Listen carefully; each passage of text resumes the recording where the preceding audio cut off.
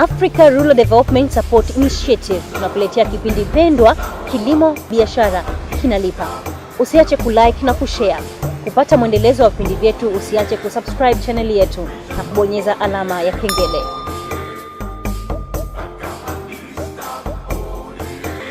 Kampuni nyingi zitatengeneza viwanda vingi kwa ajili ya pembejeo, kwa sababu mahitaji ya pembejeo yapo.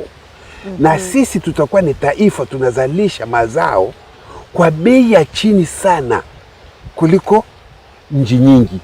Kwa sababu tunatumia mnyororo wa ongezeko la thamani ambao unajengwa kwenye misingi ya kuongeza thamani kutoka kwenye uzalishaji mpaka unafikia mlaji. Kwa hiyo ufanisi ni unaanzia na wewe mwenyewe kwa kuwa mfanisi.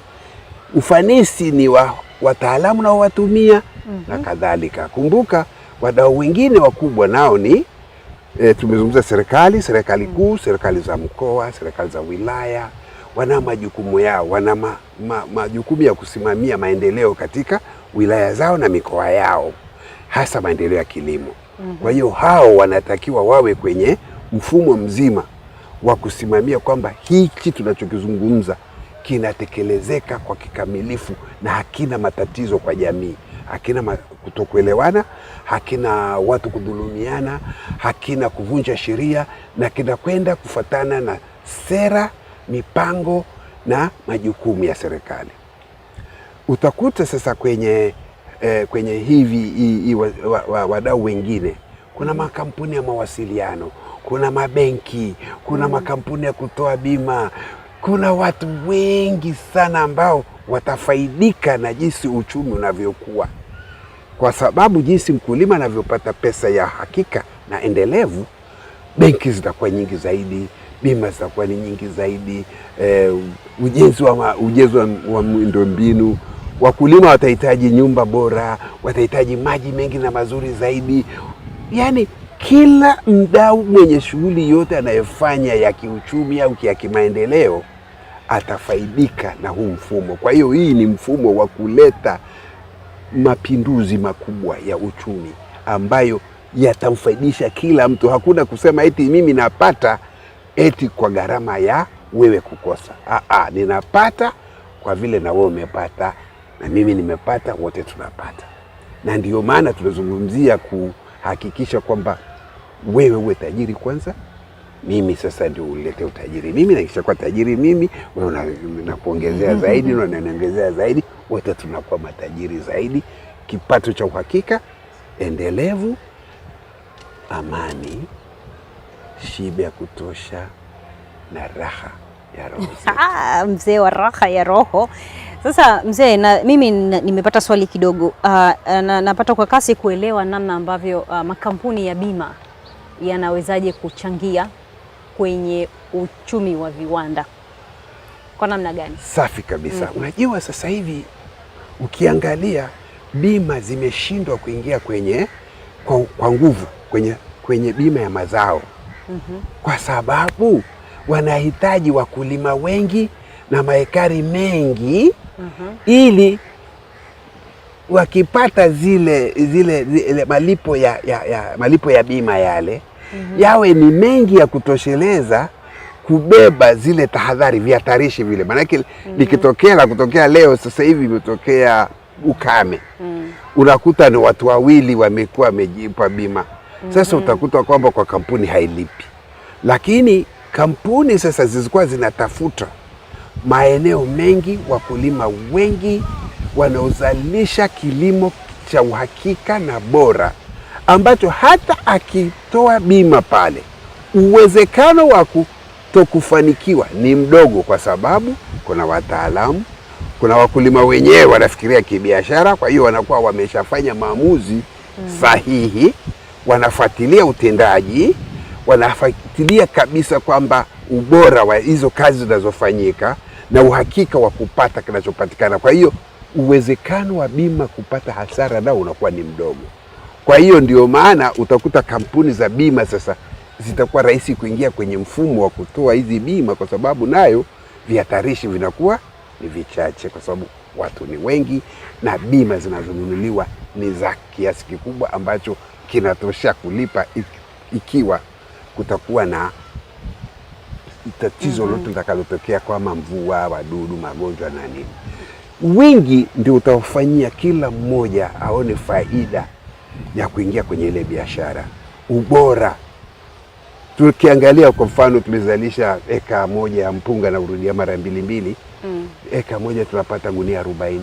Na kuna teknolojia sasa hivi zinakuja, tunasikia kwamba kuna teknolojia mpunga unafika hata gunia 50, 60, 70, 90. Sote hizo zitakuja tu, kwa sababu kinachotakiwa hapa ni kipato. Ukishapata kipato, kununua hizi teknolojia sio tatizo. Na ndio tunaanza kwa mfano sasa hivi tunaanza na wale wakulima wadogo. Una kadebe kako kamoja kama hindi. Baada ya kuuza debe lako la mahindi, ukienda kuuza, ukisaga, ukiuza unga, tayari una faida ya shilingi 4,000.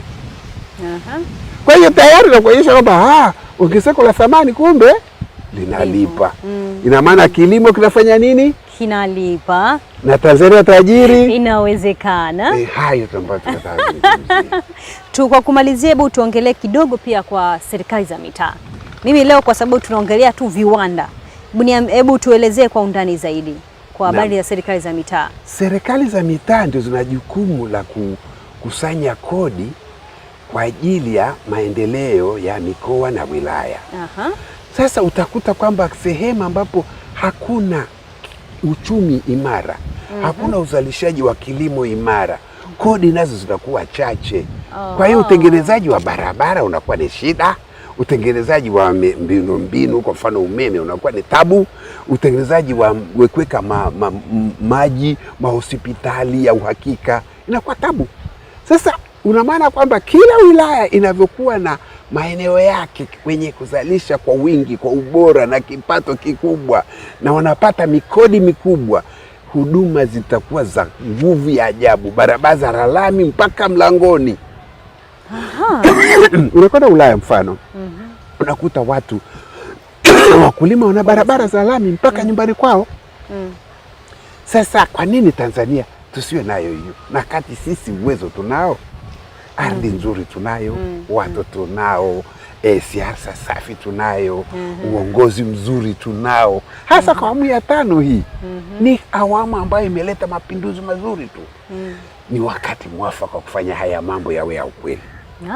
Kwa maana nyingine sasa hata hizo serikali pia za mitaa inawezekana wilaya fulani Kinondoni nenyewe ikatengeneza viwanda vyake, kwa sababu kutoka kwenye zile kodi nini viwanda vikajengwa, Tanzania ya viwanda ikazidi kuwa inawezekana. Ni kweli, na tuna mpango kwamba tutengeneze wilaya za mifano. Tutengeneze wilaya za mifano. Hatuwezi kufanya hiki kitu Tanzania nzima, lakini tungeweza kuanza na wilaya za mfano. Kwa mfano Kilombero ikawa mfano ya Morogoro, Simiyu ikawa mfano wa Geita, labda tukachukua Songwe ikawa ndio wilaya ya Songwe ikawa ndio mfano wa Songwe, mkoa wa Songwe na kadhalika, ili mafanikio yatatoka kwenye wilaya ile. Leo hii baada ya miaka 2, 3 unaona nyumba 1000 zimesimama, nyumba bora kijijini kwa mara moja, zenye umeme, zenye maji, barabara za uhakika. Hayo ndio maendeleo, na ndio tunachosema tupime maendeleo ya watu kufuatana na mabadiliko ya maisha yao. Ubora wao umekuwa wa kiwango gani? Wakiweza kukaa kutoka nyumba ya manyasi weka nyumba ya matofali ambayo ina umeme, ina tiles za kawaida hizi na maji ndani, vioo vya ndani, vioo vya aluminium. Hayo ndio maendeleo yale. Sasa ukikopi kusema mama tunataka tubadilishe Songwe iwe kama Kilombero, wakulima wanakusikiliza, wanakuja kuangalia hivyo, watafanya kazi ya ajabu. Kwa hiyo mimi ningeshauri serikali itupe ushirikiano na wadau wengine ambao vile ambao ni muhimu mno ni benki. Sasa hivi benki inakuwa shida sana kuopesha kwenye vilimo kwa sababu hakuna mipango ya uhakika na hakuna uhakika kwamba hela yao italipwa. Kwa hiyo nataka naye benki ibadilike, ianze kuwa na bidhaa ambazo zitahudumia zile za usimamizi, huduma za usimamizi. Kwa mfano tuna hawa wa maafisa ugani ambao wanataka kusimamia mashamba waweze kukopa hela benki ya kuwa na ofisi zao, vyombo vya usafiri, makompyuta yao, mishahara yao, waweze kusimamia, na wao baada ya muda fulani watakuwa wamepata mazao, wakalipa commission zao, wakalipa mikopo yao. Ni haya ndio mapinduzi ambayo tunatakiwa tushirikishe, hasa benki kuu na hizi benki za kibiashara, ili zitoke kwenye ile dhana kwamba kilimo ni kigumu. Kilimo kiwe ni chepesi, kirahisi, chenye raha na matumaini. Sasa mimi ninafunga kwa namna yangu na wewe utafunga kwa namna yako. Leo nataka nikupe kuwa mtangazaji. Sijui utaweza kushindana na mimi. Nitajitahidi kidogo. Ngoja tuone, alafu watazamaji ndio watasema nani mshindi. Akushindana mimi hapana. Labda tuangalie kushinda. Haya basi tuendelee. Kwenye kilimo kinalipa hatushindwi. Mimi nataka kusema hivi. Naam. Mnyororo wa ongezeko la thamani chini ya mwamvuli wa kilimo kinalipa unaanza kuongeza thamani ya mkulima kuanzia kwenye fikra zake, na wadau wengine, mkulima na wadau wote na wadau wengine. Mbona unaingilia kwangu? Njoo nitakushinda. Nataka kukuongezea tu. Tunaongeza thamani ya mkulima mwenyewe, thamani ya shamba lake, thamani ya mazao namaanisha mazao yanakuja yenye ubora zaidi, lakini pia thamani ya kile kinachotokana na yale mazao, maanake tunaongeza thamani. Kama ilikuwa ni mpunga au tunaanza kutoa mchele, lakini sasa tuna kitu kipya, tunaongeza tena thamani ya ule mtaa, maana kikundi, mtaa unaanza kumetameta, yani ninavyokushinda. Alafu tena thamani ya kwenye serikali za mitaa, tunaanza kuongelea wilaya nzima inaongeza thamani.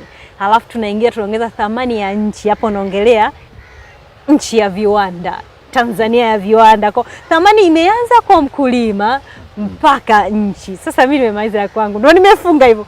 Funga na wewe hapo, mmaliza kazi. Mimi naona ni kuacha hivyo hivyo, kwa sababu umemaliza kila kitu. Lakini kifupi, yani kukuongezea tu kwamba sio thamani ya nchi peke yake, thamani ya Afrika, kwa sababu nchi za Kiafrika zitakuja Tanzania kuja kujifunza kwetu sisi, na tutakuwa mfano. Umetisha, lakini umetisha kwenye kumalizia. Kwa hiyo sio tunaanzia Tanzania peke yake, nchi za Kiafrika zitakuja hapa. Basi tuseme pamoja kwamba kilimo kinalipa. Tanzania tajiri, inawezekana. Hapa kazi tu. Umetisha. Asante. Ciao.